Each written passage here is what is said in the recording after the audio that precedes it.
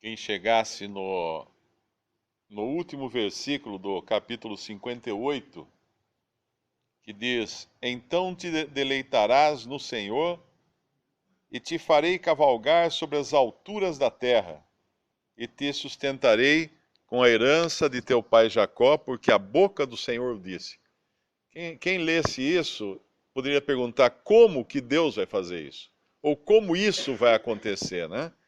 E a resposta é justamente o versículo 1 do capítulo 59 de Isaías: Eis que a mão do Senhor não está encolhida, para que não possa salvar, nem o seu ouvido agravado, para não poder ouvir.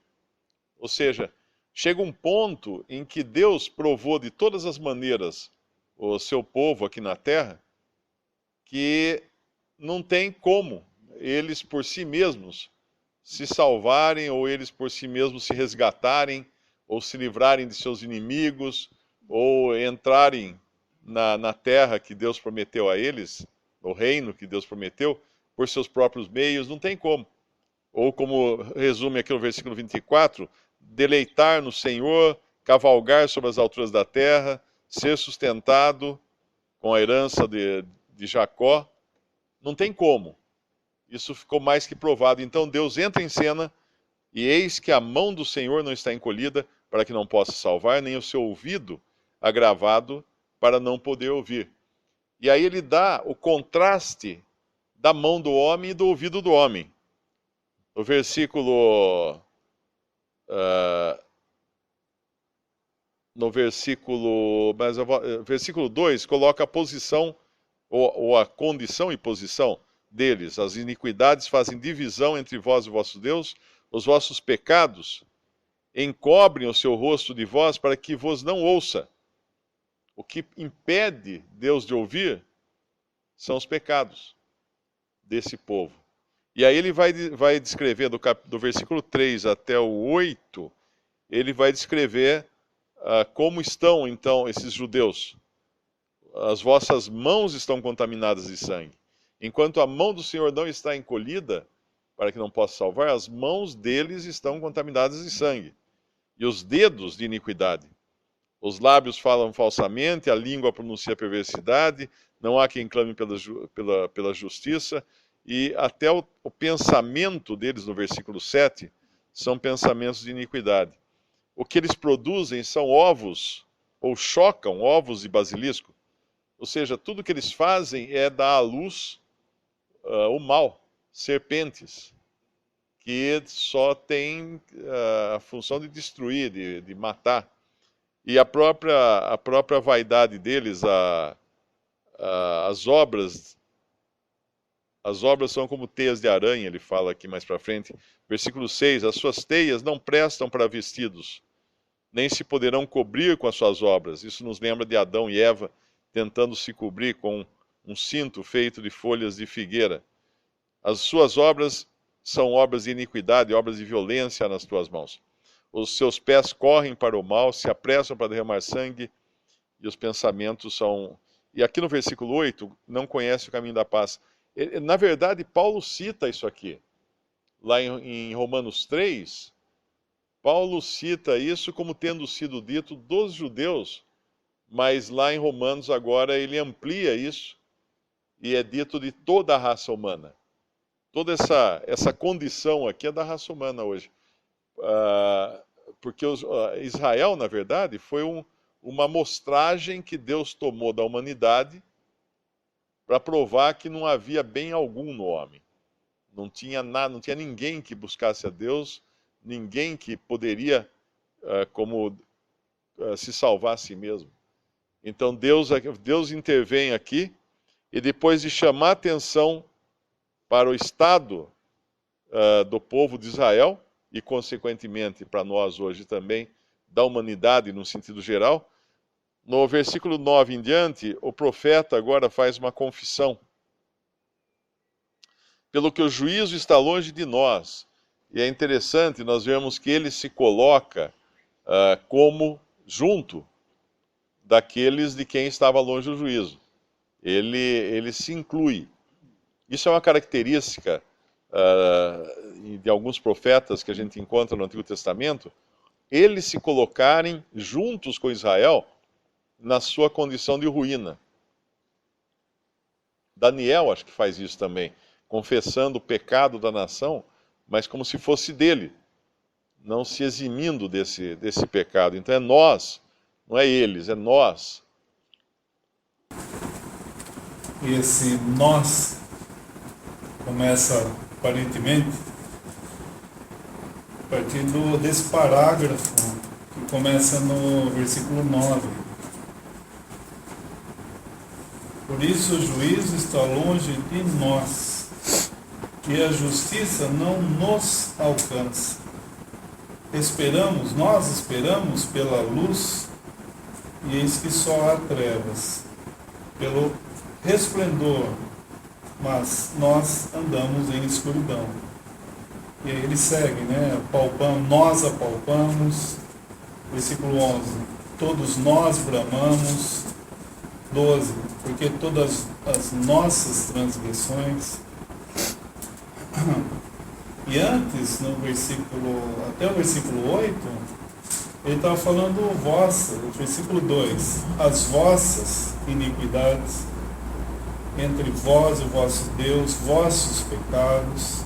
Versículo 3, vossas mãos, vossos dedos, vossos lábios. Interessante mesmo, ele muda de vós, vossos, para nós, nossos. Na primeira parte é Deus falando através do profeta para denunciar a condição do povo. Na segunda parte é o profeta falando pelo povo e assumindo o lugar de culpa junto com o povo. E é interessante que o Senhor Jesus fez isso, né? Existe eu acho que é um salmo, se não me engano, 69. O 69, versículo... O Salmo 69 é muito claro que ele é profético de Cristo na sua tribulação, recebendo o juízo de Deus. As águas entraram até a minha alma, atolei-me em profundo lamaçal, onde não pode estar em pé. Entrei na profundeza das águas. Eu às vezes lia esse salmo achando que tinha um momento aqui em que não era a respeito de Cristo, que seria o versículo 5. Tu, ó Deus, bem conheces a minha incipiência, e os meus pecados não te são cobertos. Então eu pensava, mas o Senhor não tinha pecados. Mas na cruz, os nossos pecados foram lançados sobre ele. E ele assumiu como sendo dele.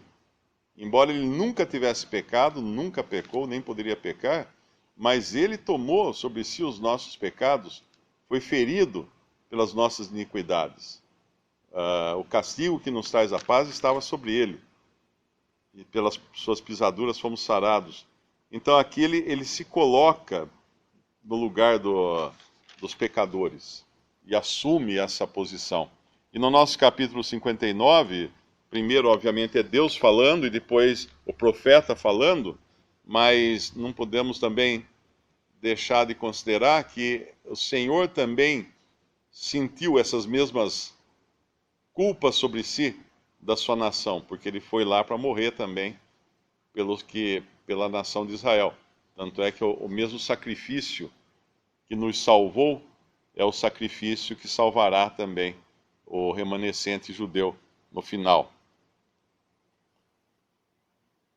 O versículo 16 deixa muito clara a incapacidade do homem. Ele fala, e viu que ninguém havia, e maravilhou-se de que não houvesse o intercessor, pelo que o seu próprio braço lhe trouxe a salvação, a sua própria justiça o susteve.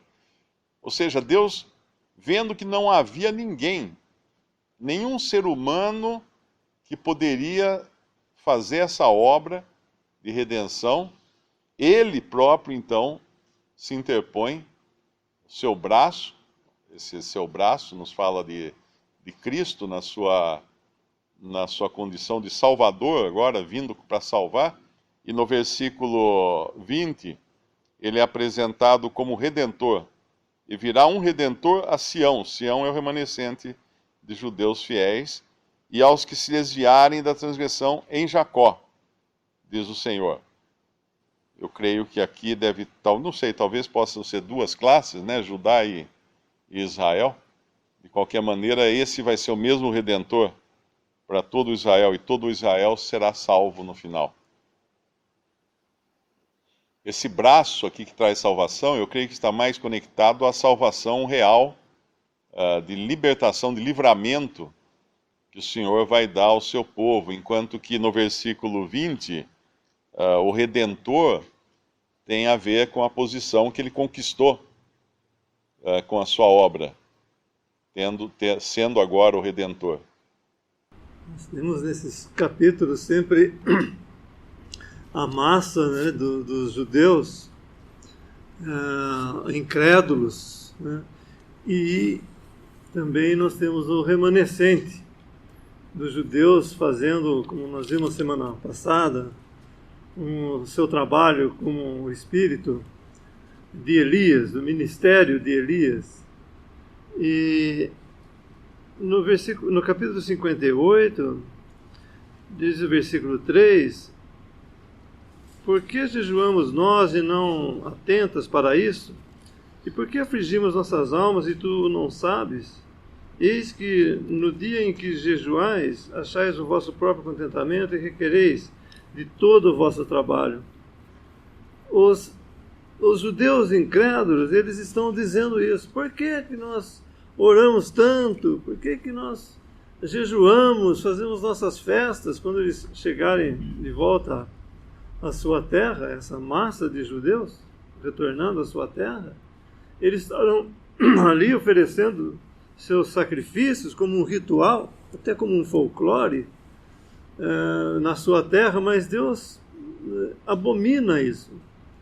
E no versículo do nosso capítulo 1 e 2, nós vemos que a mão do Senhor não estava encolhida para eles. A mão do Senhor, pelo contrário, ele estava estendida para salvar. E o seu ouvido também estava atento para ouvir. O Senhor estava pronto para ouvir aos judeus, ao seu povo. Mas o versículo 2 fala, mas as vossas iniquidades fazem divisão entre vós e o vosso Deus, e os vossos pecados encobrem o seu rosto de vós para que vos não ouça. Então nós vemos claramente que o que impedia a Deus de ouvir eram as iniquidades e os pecados deles.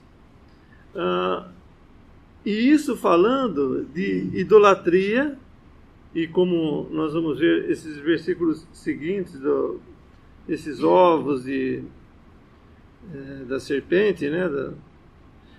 Nós vemos que chocam ovos, né? O que são chocar esses ovos? Senão aquilo que vai quebrar, né?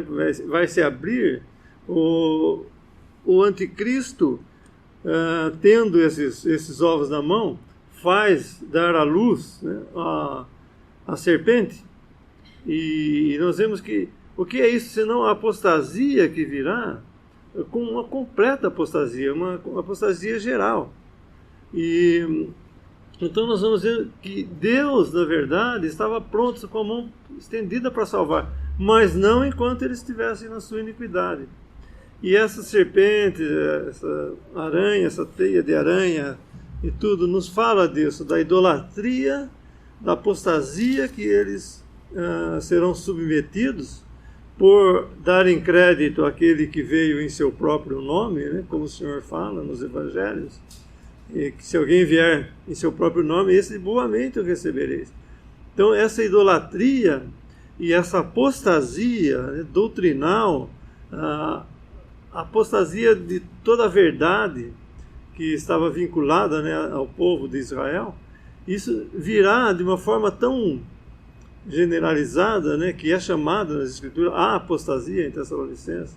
E nós vemos que isso nos fala dessa idolatria, da má doutrina que virá pela boca desse falso profeta e vai contaminar toda essa massa, e ao mesmo tempo esse remanescente piedoso, fiel, estará entre eles advertindo-os para não entrarem, não irem na conversa, né, desse falso Messias que estará entre eles, mas eles não atendem e acabam então sucumbindo nessa terrível apostasia e caem numa idolatria pior ainda do que foi antes, 7 vezes pior.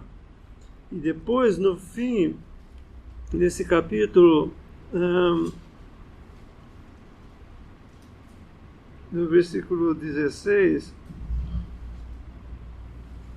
desde o 15 também, a verdade desfalece, quem se desvia do mal arrisca-se a ser despojado. E o Senhor ouviu, e pareceu mal aos seus olhos que não houvesse justiça. E viu que ninguém havia, e maravilhou-se que não houve um intercessor para que o seu próprio braço pelo que seu próprio braço lhe trouxe a salvação e a sua própria justiça susteve. E então nós vemos que Deus por si mesmo, né, por seu poder e por a sua palavra que ele jurou fazer, ele vai cumprir tudo isso. Só que tem em toda essa confissão que eles fazem aqui nesse capítulo, que nós vemos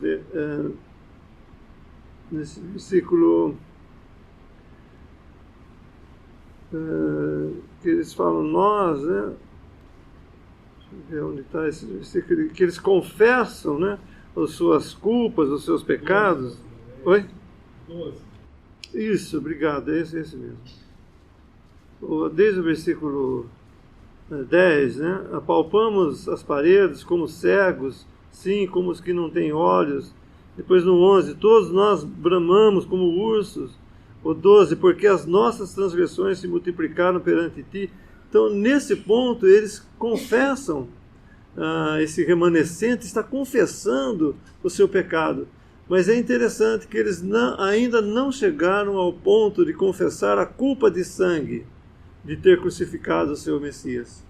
Então, ainda não é tudo. Eles confessam, fazem uma boa confissão, né? Deus está mostrando que vai libertá-los, vai livrá-los. No final aqui, eu creio que deve falar, quando ele fala do Espírito, no versículo 19, então temerão o nome do Senhor desde o poente e a sua glória desde o nascimento do sol.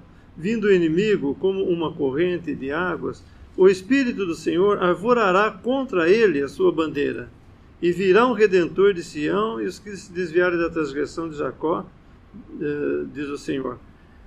Isso nos fala, porque eles estão ainda nesse período que está falando aqui, diante do primeiro ataque do assírio, em que eles terão que passar isso para o Senhor, como que encurralá-los para que eles possam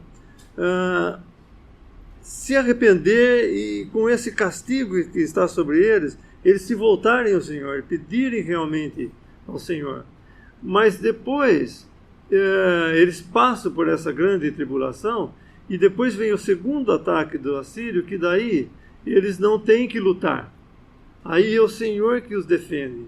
Então, e após esse segundo ataque, né, dos assírios, eles então poderão realmente desfrutar desse reino, desfrutar das bênçãos do reino, que estavam sendo impedidas de se manifestar por causa das transgressões deles, porque eles tinham transgredido e porque eles não tinham ainda chegado ao ponto de confessarem todos os seus pecados. Então, até aqui, ele ainda está falando apenas da idolatria, da injustiça que cometeram, da má doutrina que seguiram, e tudo. Eles estão falando bem esses aspectos, né, da transgressão, do pecado que eles tinham. Mas ainda não chegaram a confessar a culpa de sangue que eles tinham por terem crucificado o seu Messias e ter clamado sobre si a culpa desse sangue. E não somente sobre si, mas sobre nós e nossos filhos, eles falam. Que cai a culpa desse sangue sobre nós e nossos filhos. E então, quando eles chegarem nesse ponto, eles estarão realmente prontos para que esse reino, essa bênção do reino se manifeste a eles e que vai atingir também não somente a eles, mas toda a terra. E alguns juízos que nós vemos aqui, alguns castigos, né, nós vemos que não foi somente aos judeus que isso aconteceu, mas em toda a terra profética que abrange esse império, né, romano que se manifestou e, enfim, essa parte do mundo que não faz parte somente de Israel, mas uma parte do mundo também sofrerá esses castigos, esses juízos, melhor dizendo, por causa da transgressão. E, como nos fala em Tessalonicenses, segundo Tessalonicenses, por eles não terem ouvido, não terem atendido ao amor à verdade, Deus os entregará a crerem a mentira. E eles então estarão todos, não só os judeus, mas essa massa de judeus, mas também toda essa parte da terra, né, que teve o privilégio de ouvir o Evangelho da Graça e não aceitou, não reconheceu o Senhor Jesus como aquele que sofreu e morreu por eles, e eles rejeitaram isso, eles também sofrerão esses juízos, né, que vai abranger essa parte da terra também. Estou pensando nessa... Porque lá em Isaías 52 ele fala assim: por que razão vim eu e ninguém apareceu? Chamei e ninguém respondeu. Tanto se encolheu a minha mão que já não possa remir? Ou não há mais força em mim para livrar? Eis que com a minha repreensão faço secar o mar, torno os rios em deserto, até que cheirem mal seus peixes, pois não têm água e morrem de sede. Por isso os céus de negridão. Eles estavam confiando, né, nesse protetor, no braço carnal. E o Senhor vai usar desses juízos para fazê-los, através dos juízos, trazê-los ao arrependimento também. Então, mesmo nesses, dos 58 inteiro até o 59:8, está realmente falando nesses que aparentemente eles estão arrependidos, ou celebrando as coisas que Jeová mandava a Israel, os jejuns, como foi mencionado no capítulo 58, e as coisas que Isaías está falando em respeito a vossas iniquidades, né? Eu estava pensando em Isaías 29 como um princípio, isso é muito ruim, um princípio mesmo na profissão cristã, e num grau menor, nós julgarmos isso também, sabe? Eu penso assim, mais fazendo uma aplicação na formalidade.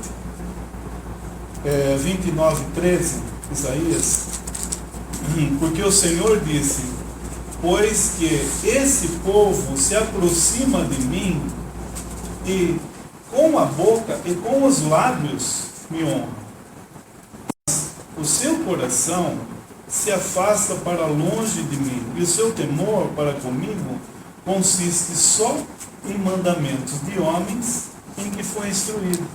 Esse continuarei fazendo uma obra maravilhosa. Então esse é a maneira com que eles estão se chegando.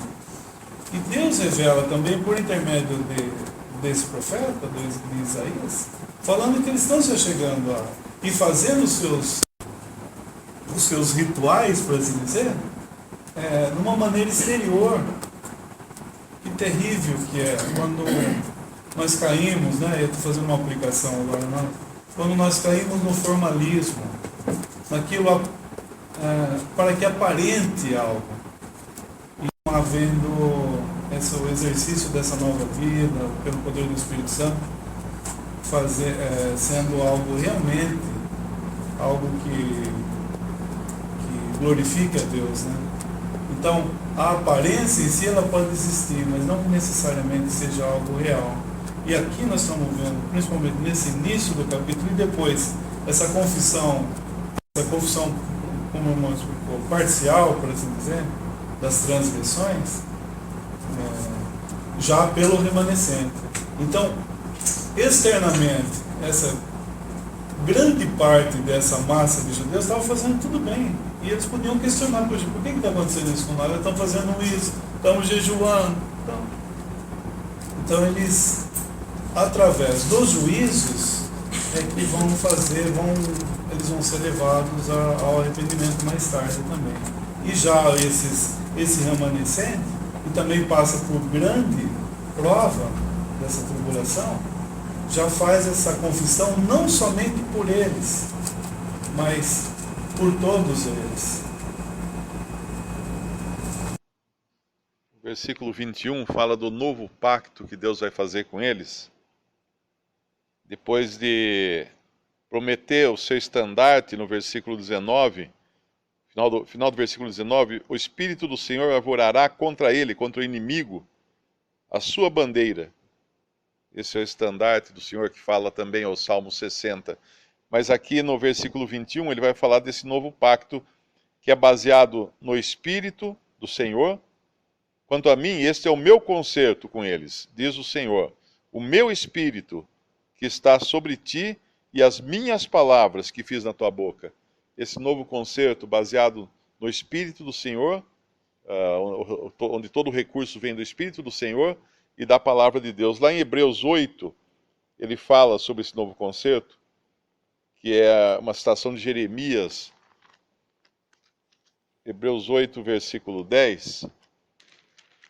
Ele repete no livro de Hebreus 2 vezes esse novo concerto.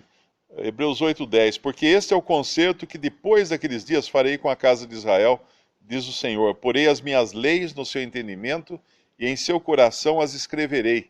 E eu lhes serei por Deus e eles me serão por povo. E não ensinará a cada um o seu próximo, nem cada um o seu irmão, dizendo, conhece o Senhor, porque todos me conhecerão, desde o menor deles até o maior. Porque serei misericordioso para com as suas iniquidades, e de seus pecados e de suas prevaricações não me lembrarei mais. Dizendo, novo concerto envelheceu o primeiro, ora o que foi tornado velho e se envelhece, perto está de acabar. Ele vai repetir depois esse concerto, também no capítulo 10, esse é o capítulo 8, né? No capítulo 10 também de Hebreus, e é o mesmo que é mencionado em Jeremias 31:31, se alguém depois quiser verificar.